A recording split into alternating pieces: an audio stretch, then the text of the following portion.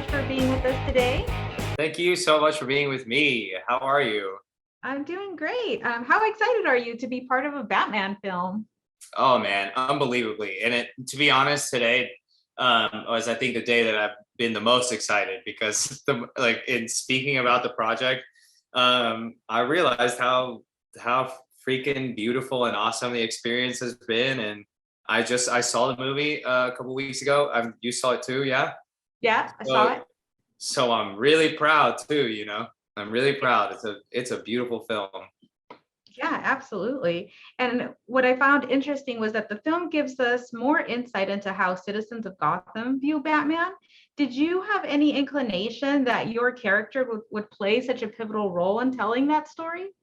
When I first read the script, I my I couldn't really quite wrap my mind around like the importance of the arc because immediately I knew I was like, oh, so I have these little secrets that I'm supposed to just kind of like let go accidentally.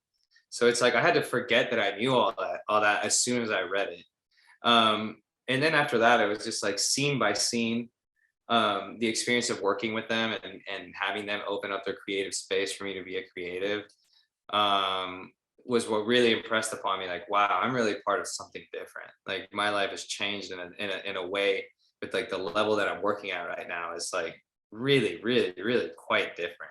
And I don't know, every time I went to work, it landed on me just a little more how big of a universe I was joining. Yeah, absolutely. And one thing that I really loved about the film is that it got a really healthy amount of diversity in the casting. What does it Mhm. mean to you to be part of such a huge blockbuster film that had so much inclusivity? My dad, I'm a junior. So my dad's Gil Perez-Abraham and I'm Gil Perez-Abraham. And the first thing I thought when I walked out of the movie was I was like, man, what's my dad as an immigrant? Because I'm a first generation. What's he gonna think when he sees his name scrolling down that list?